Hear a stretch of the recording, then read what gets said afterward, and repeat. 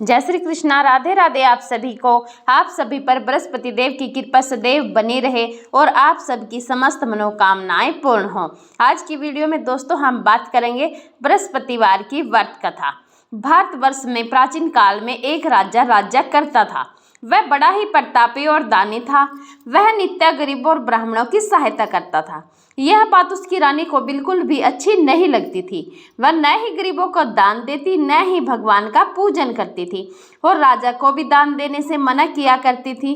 एक दिन राजा शिकार खेलने वन को गए हुए थे तो रानी महल में अकेली थी। उसी समय बृहस्पति देव साधु के वेश में राजे के महल में भिक्षा के लिए गए और भिक्षा मांगी। रानी ने भिक्षा देने से इनकार कर दिया और कहा, हे साधु महाराज, मैं तो दान पुण्य से तंग आ गई हूँ। मेरा पति सारा धन लुटाता रहता है। मेरी इच्छा है कि हमारा धन नष्ट हो जाए, फिर न रहेगा बांस और ना बजेगी बांसुरी। साधु ने कहा, देवी तुम तो बड़ी अजीब हो। धन संतान तो सभी चाहते हैं, पुत्र और लक्ष्मी तो पापी के घर भी होने चाहिए। यदि तुम्हारे पास अधिक धन है तो गरीबों को भोजन खिलाओ, भूखों को भोजन दो, प्यासों के लिए प्याऊ बनवाओ, मुसाफिरों के लिए धर्मशालाएं खुलवाओ। जो निर्धन अपनी कुंवारी कन्याओं का विवाह नहीं कर सकते उनका विवाह करा दो। और ऐसे कई काम हैं जिनके करने से तुम्हारा यश लोक परलोक में फैलेगा। परंतु रानी पर उपदेश का कोई प्रभाव ना पड़ा। वह बोली, महाराज आप मुझे कुछ ना समझाएं। मैं ऐसा धन नहीं चाहती जो हर जगह बांटती फिरूं। साधु ने उत्तर दिया, यदि तुम्हारी ऐसी इच्छा है तो तथास्तु, तुम ऐसा करना। बृहस्पतिवार को घर लीपकर पीली मिट्टी से अपना सिर धोकर स्नान करना, भट्टी चढ़ाकर कपड़े धोना। ऐसा करने से आपका सारा धन नष्ट हो जाएगा। इतना कहकर वह साधु महाराज वहां से आलोप हो गया। जैसे वह साधु कहकर गया था, रानी ने वैसा ही किया। 6 बृहस्पतिवार ही बीते थे कि उसका समस्त धन नष्ट हो गया और भोजन के लिए दोनों तरसने लगे, सांसारिक भोगों से दुखी रहने लगे। तब वह राजा रानी से कहने लगा कि तुम यहाँ पर रहो, मैं दूसरे देश में जाता हूँ, क्योंकि यहाँ पर मुझे सभी मनुष्य जानते हैं, इसलिए कोई कार्य भी नहीं कर सकता। देश चोरी परदेश भीख बराबर है। ऐसा कहकर राजा परदेश चला गया। वहां जंगल को जाकर लकड़ी काटता और उस शहर में बेचता। इस तरह वह जीवन व्यतीत करने लगा। एक दिन दुखी होकर जंगल में एक पेड़ के नीचे निश्चित रूप से आसन जमा कर बैठ गया। वह अपनी दशा को याद करके व्याकुल होने लगा। बृहस्पतिवार का दिन था। एकाएक उसने देखा कि निर्जन वन में एक साधु प्रकट हुआ। वह साधु भेष में स्वयं बृहस्पति देवता थे। लक्कड़हारे के सामने आकर बोले, हे लक्कड़हारे, इस सुनसान जंगल में तू चिंता मगन क्यों बैठा है? लक्कड़हारे ने दोनों हाथ जोड़कर प्रणाम किया और उत्तर दिया, महात्मा जी, आप सब कुछ जानते हैं, मैं क्या कहूँ। यह कहकर वह रोने लगा और साधु को आत्मकथा सुनाई। महात्मा जी ने कहा, तुम्हारी स्त्री ने बृहस्पति के दिन वीर भगवान का निरादर किया है, जिसके कारण रुष्ट होकर तुम्हारी यह दशा कर दी गई है। अब तुम चिंता को दूर करके मेरे कहने पर चलो तो तुम्हारे सब कष्ट दूर हो जाएंगे और भगवान पहले से अधिक संपत्ति देंगे। तुम बृहस्पतिवार के दिन पाठ किया करो। 5 रुपए के चना मुनक्का मंगवा कर उसका प्रसाद बनाओ और शुद्ध जल के लोटे में शक्कर मिलाकर अमृत तैयार करो। कथा के पश्चात अपने सारे परिवार और सुनने वाले प्रेमियों में अमृत व प्रसाद बांटकर आप भी ग्रहण किया करो। ऐसा करने से भगवान तुम्हारी सब मनोकामनाएं पूर्ण करेंगे। साधु के ऐसे वचन सुनकर लक्कड़हारा बोला, हे प्रभु, मुझे लकड़ी बेचकर इतना पैसा नहीं मिलता जिससे भोजन के उपरांत कुछ बचा सकूं।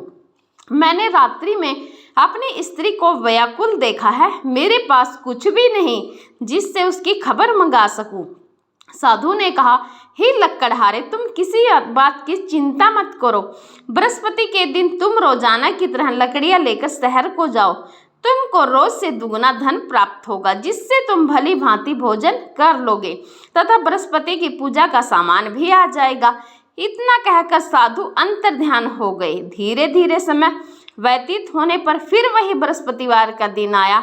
लक्कड़हारा जंगल से लकड़ी काटकर किसी शहर में बेचने गया। उसे उस दिन और दिन से अधिक पैसा मिला। राजा ने चना गुड़ आदि लाकर गुरुवार का व्रत किया। उस दिन से उसके सभी कलेश दूर हुए।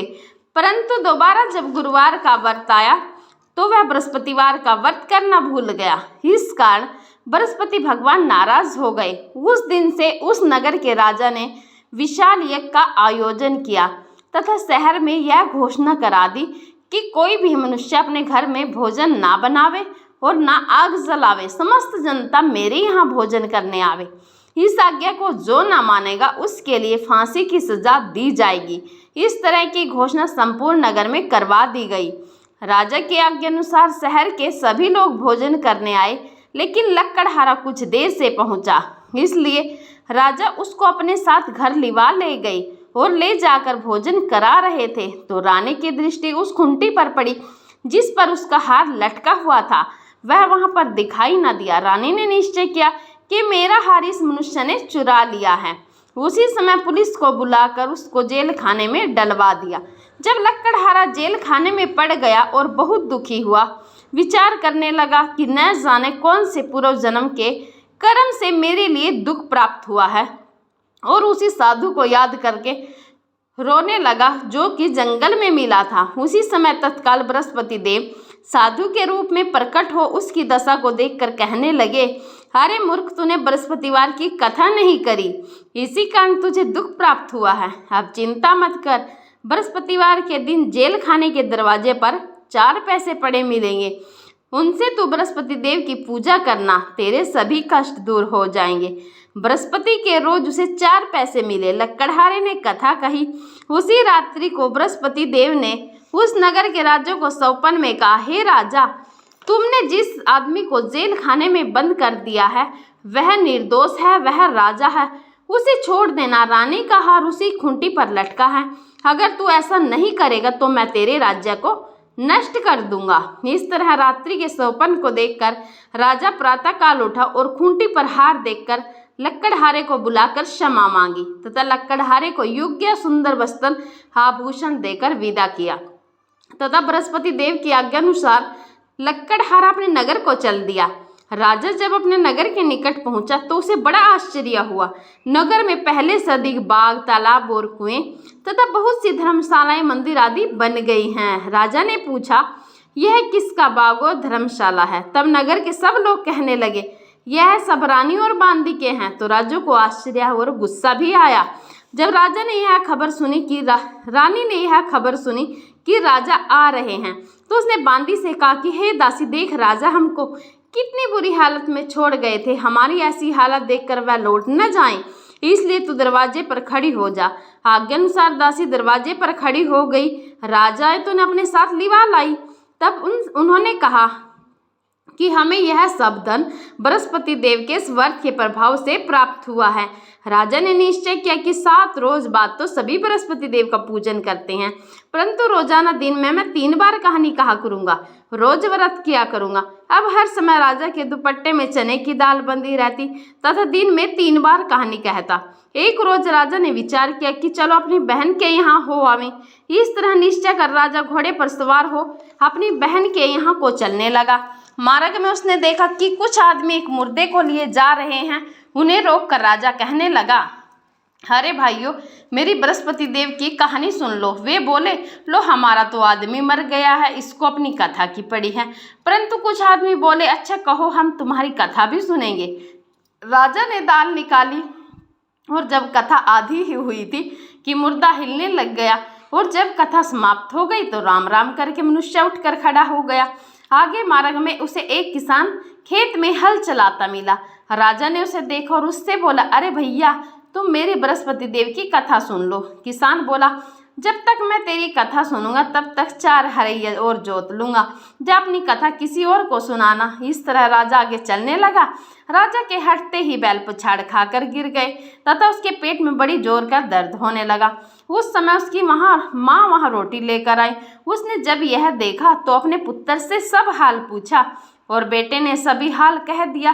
तो बुढ़िया दौड़ी दौड़ी उस घुड़सवार के पास गई, उससे बोली कि मैं तेरी कथा सुनूंगी, तू अपनी कथा मेरे खेत पर चलकर ही कहना। राजा ने बुढ़िया के खेत पर जाकर कथा कही, जिसके सुनते ही वह बैल उठ खड़े हुए तथा किसान के पेट का दर्द भी बंद हो गया। राजा अपनी बहन के घर पहुंचा। बहन ने भाई की खूब मेहमानी की।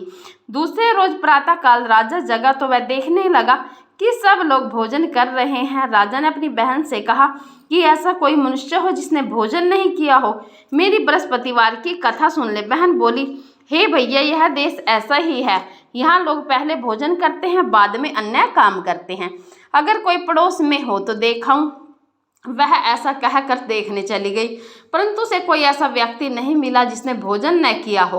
अतः वह कुम्हार के घर गई जिसका लड़का बीमार था।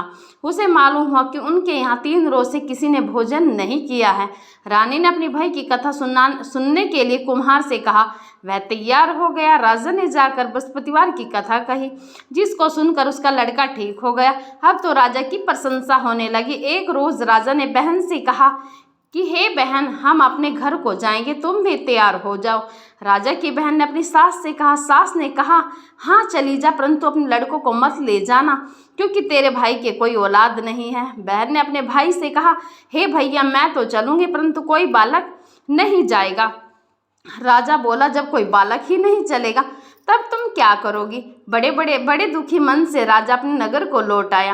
राजा ने अपनी रानी से कहा, हम निर्वंशी राजा हैं, हमारा मुंह देखने का धर्म नहीं है और कुछ भोजन आदि भी नहीं किया है। रानी बोली, हे प्रभु, बृहस्पति देव ने हमें सब कुछ दिया है, हमें औलाद अवश्य देंगे। उसी रात को बृहस्पति देव ने राजा से सपन में कहा, हे राजा, उठ, सभी सोच त्याग दे, तेरी रानी गर्भ से है। राजा की यह बात सुनकर बड़ी खुशी हुई। 9वें महीने में उसके गर्भ से एक सुंदर पुत्र पैदा हुआ। तब राजा बोला, हे रानी, स्त्री बिना भोजन के रह सकती है, बिना कहे नहीं रह सकती। जब मेरी बहन आवे तब तुम उससे कुछ मत कहना। रानी ने सुनकर हाँ कर दिया। जब राजा की बहन ने यह शुभ समाचार सुना तो वह बहुत खुश हुई तथा बधाई लेकर अपने भाई के यहाँ आई। तभी रानी ने कहा कि घोड़ा चढ़कर तो नहीं आई, गधा चढ़ी आई। राजा की बहन बोली, भाभी, मैं इस प्रकार ना कहती तो तुम्हें औलाद कैसे मिलती? बृहस्पति देव ऐसे ही हैं, जैसे जिसके मन में मनोकामनाएं हैं सभी को पूर्ण करते हैं। जो सद्भावना पूर्वक बृहस्पतिवार का व्रत करता है एवं कथा पढ़ता है अथवा सुनता है, बृहस्पति देव उसकी मनोकामना पूर्ण करते हैं। भगवान बृहस्पति देव उसकी सदैव रक्षा करते हैं। संसार में सद्भावना से भगवान जी का पूजन व्रत करके सच्चे हृदय से उसका मनन करते हुए जयकारा बोलना चाहिए। बोल बृहस्पति देव की जय। देखिए दोस्तों, वीडियो ज़्यादा लंबा हो जाएगा।